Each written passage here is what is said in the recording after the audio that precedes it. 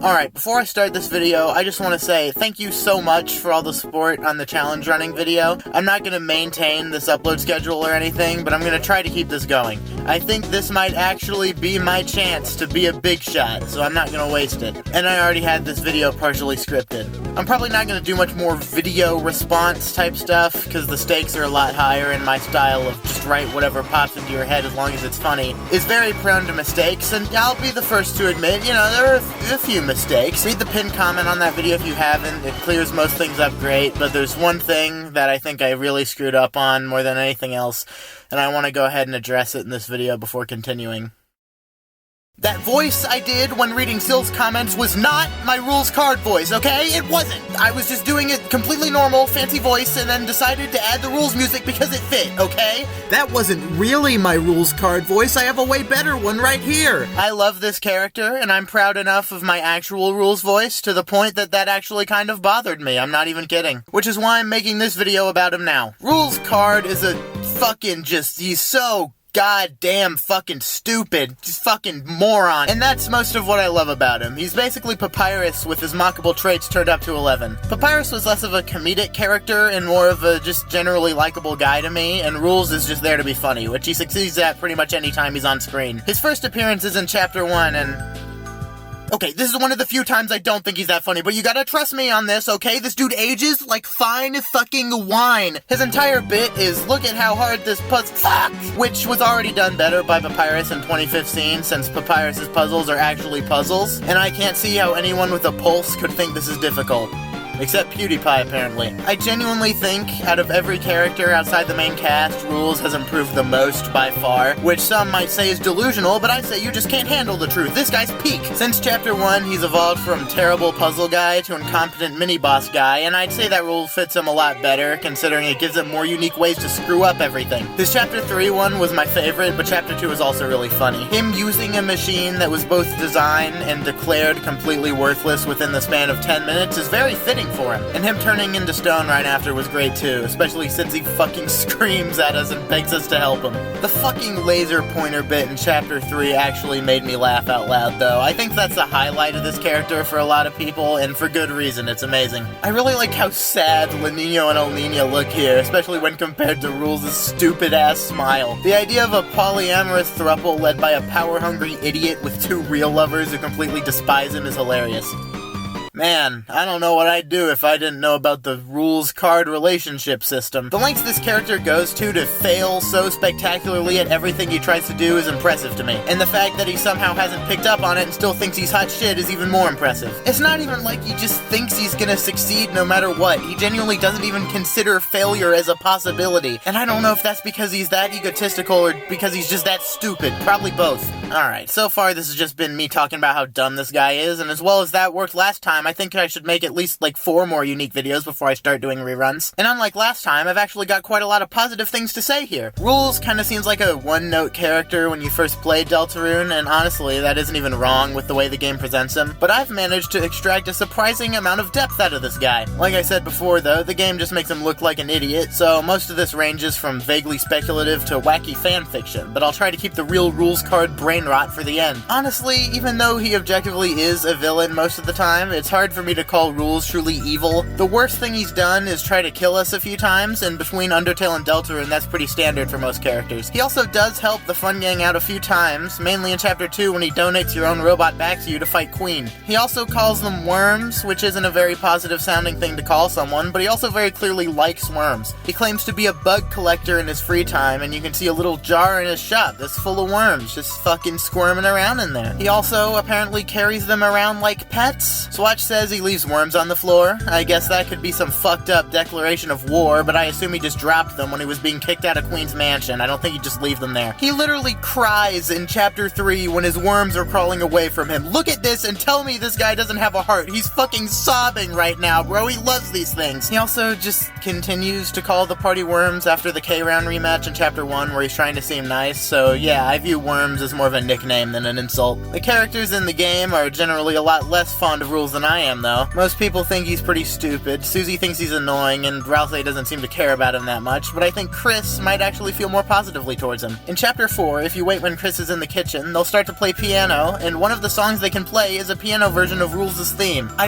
really don't think that Chris would bother to play a song about a guy they completely hate, especially when they only have like 10 minutes before they have to relinquish control of their body to a fucking Undertale fan. I imagine Chris probably feels similarly to Rouxls as we do when playing the game, viewing him as a funny guy to laugh at whenever he decides to show up randomly. I think being able to have a goofy encounter with someone who's barely a threat at all every once in a while would be akin to a nice break for them. To be fair, they also play some TV World songs, and they seem to at least have mixed feelings on Tenna, but those songs are much less tied to Tenna himself than they are to TV World in general. The one character who definitely does like Rouxls, though, is Lancer. The two's relationship seems to mostly consist of Rouxls trying to make up for King's negligence, usually by feeding Lancer worms when he screams for food because King forgot to make dinner again. Which honestly isn't much better, but due to how much Rouxls seems to like his worms, he seems to value Lancer at least a little. Rouxls definitely isn't shown to be the greatest lesser parent, but again, he sucks at fucking everything, so no surprise there. He treats Lancer like a toddler when he definitely isn't one. He suggests burping him and giving him ginger ale when Rouxls tells him Lancer isn't feeling well, which isn't the worst advice for a tummy ache, but probably won't do much for petrification. He also quickly disregards Lancer's well-being, but making Rouxls Kaard forget about trying to bolster his ego for any amount of time means he probably cares about what you're saying at least a little. And Rouxls could have also been a little bit more specific about the severity of the situation. Come on, dude. Okay, I've somehow managed to go this entire time without talking about the way Rouxls speaks, and that's probably the most iconic part of the character, and it's definitely one of the funniest. He tries to talk with an Old English dialect, but instead of actually doing it right, he just throws an eth or est at the end of some of his words for some extra style. The wiki says this is likely to appear educated, but I don't think that's fucking right at all, wiki. Stop slandering my boy, this ain't Birdly. Rouxls doesn't really mention his intelligence much, he prefers to brag about the extensive prowess in various topics he thinks he has. He calls himself a genius in his item description, but I don't remember anything beyond that, and if he was gonna completely change the way he speaks just to seem smarter, he'd probably talk about how smart he is more. He claims to enjoy calligraphy as a hobby,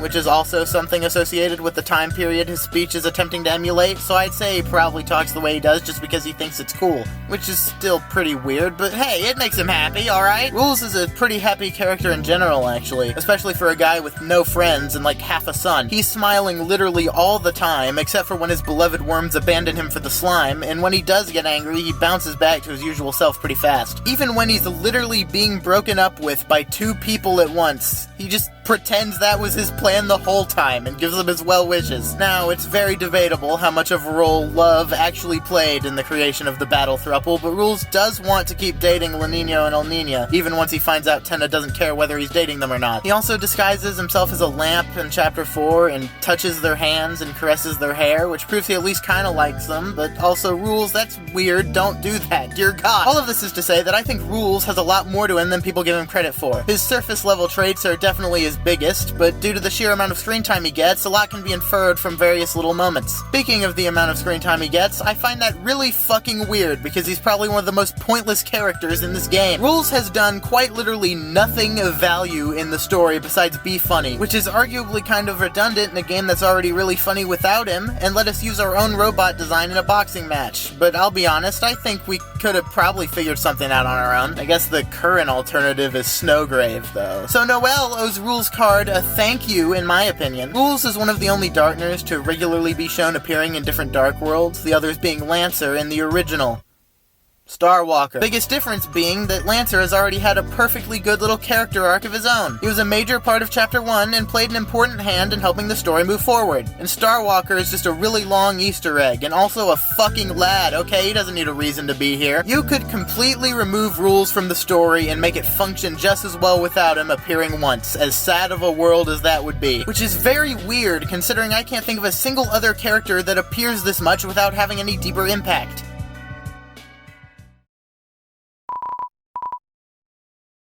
Alright, from this point onward is the Rouxls Kaard brain rot I was talking about, so viewer bewareth that we're in for a scareth. I think Rouxls is building up to something. I don't know what, I just have a feeling, okay? He's here too much to just not have a role in the story, and considering his first appearance wasn't the greatest showing of his character, and how a playtester apparently liked everything about the game except for Rouxls, I really doubt Toby just threw Rouxls into 2 more chapters because he was such a fucking icon the first time. I've seen other people say this too, but it's usually a joke about Rouxls Kaard being the knight, and I'm sorry, but I'm not that crazy. I feel like there's one person out there who genuinely thinks Rouxls is the knight, and if you're watching this, I just want to say that if that ends up being true, the story making any kind of sense be damned, I would jump up from my seat, throw my arms into the air, and shriek with glee. I'd be the one doing the fucking roaring, that's how happy I'd be. But I am so sorry, it's not happening.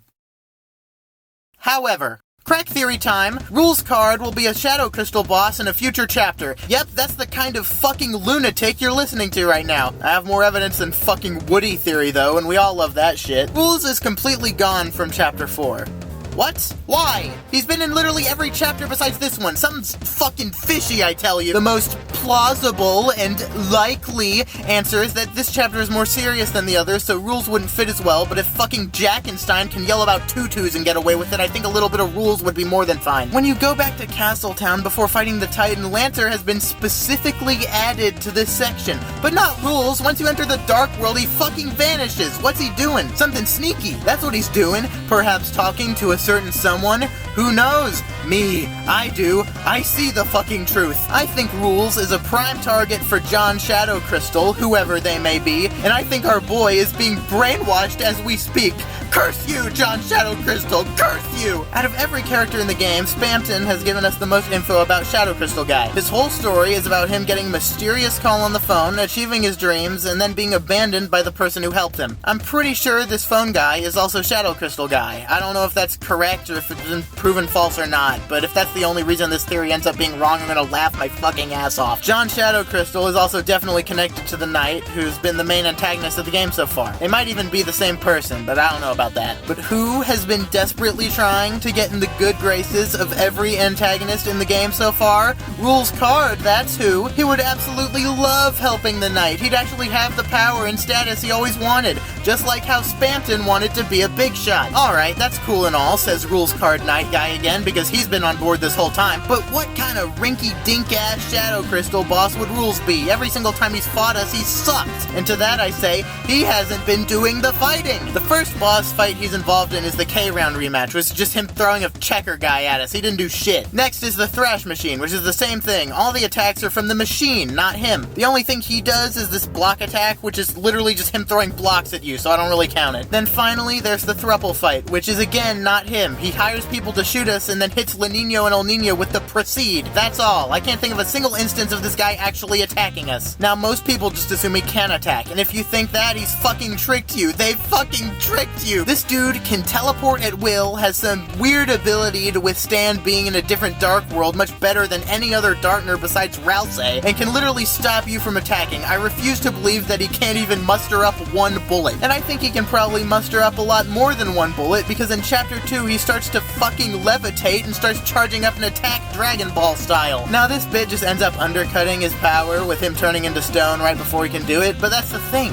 It wasn't funny because the attack was bad, it was funny because the attack got cut off. We have no idea what he was about to do, and I think that the real power of Rouxls Kaard would have ended up being pretty fucking nuts. But why? If Rouxls is so powerful, why doesn't he just wipe the floor with us the second we see him? I think it's because he's scared to try. From the K-Round fight in Chapter 1, Rouxls has been terrified of the Fun Gang. The second he sees us win the fight, he backpedals and hopes that we don't kick his ass next. He didn't attack us right away because he's the Duke of Puzzles. That's not his job, and when he needed to stop us, he had something else fight us to test the waters and got scared when we won. Again, I'm saying he's powerful, not smart. Keep that in mind, this guy's still an idiot. In Chapter 2, he decides to try his luck again, but with the help of what he thinks is a machine modeled after an ancient god of combat, apparently. What the fuck? Where did you get that from? But he deliberately chooses to appear whenever Susie's gone, since he was the most intimidating, and when the machine fails, he finally decides it's time to fight us himself, only to be made a fool of by sheer chance. By chapter 3, he's completely done even considering taking you on himself, so he tries to emulate the Fun Gang strategy by recruiting 2 other people to fight with him. However, they lack the coordination, drive, and desire to be anywhere near each other that we have, so he yet again fails. Even if you play his house game and beat him peacefully in chapter 2, he completely agrees that you'd kick his ass if you fought him, even using the Rouxls Kaard to make sure you can't even if you wanted to. My point is, he'd make a great actual boss fight, since we have no idea what his attacks would look like, and there's been so much subtle build-up to it throughout the whole game. The abilities he's previously been shown to have could also be utilized more if this were to happen. Who knows what else Rouxls Kaards can do? They could probably do all sorts of things, since they seem to be able to manipulate the game mechanics themselves. Maybe even turn your soul a different color? In Deltarune, the bosses that change your soul mode have had connections back to the Undertale character that first used it. Spamton Neo is an obvious reference to Mettaton Neo, and the Neo body's light world form is a drawing Mettaton made using the program that turns into Swatch in the computer lab. Gerson is also just straight up Undyne student in Undertale. I wonder if there's an Undertale character that Rouxls could share any similarities with. Papyrus likes puzzles. Rouxls is the Duke of Puzzles. Papyrus is self-centered sometimes. Rouxls is self-centered constantly. What color does Papyrus turn you to in his battle? Blue. What color is Rouxls? Blue. You're fucking blue now. That's his attack. I rest my case. Whew. Thanks for watching, again. If you're subscribed from the Sill video, thank you very much. I hope I've succeeded in making a video with a similar style without having another video to directly make fun of. The amount of support I got from that is still crazy to me. It got me to almost 500 subscribers, and Sill himself ended up leaving a comment, which is really weird to think about. And I'll admit, it was very reasonable, especially when compared to what their hypothetical response was in my head. I still think my video is overall very valid, but I could have definitely put more thought into it, and I'll probably just stay away from making those kinds of videos in the future, despite the generally positive reception. I'll definitely keep making videos, though. I could talk about Deltarune for hours, and I have plenty of other games I can make videos about, too. I get most people just want Deltarune, which is fair enough, but if your tastes are anything like mine, I think you'd like a lot of the other things I'm into. Alright, that's the end. Silk Song tomorrow, everyone.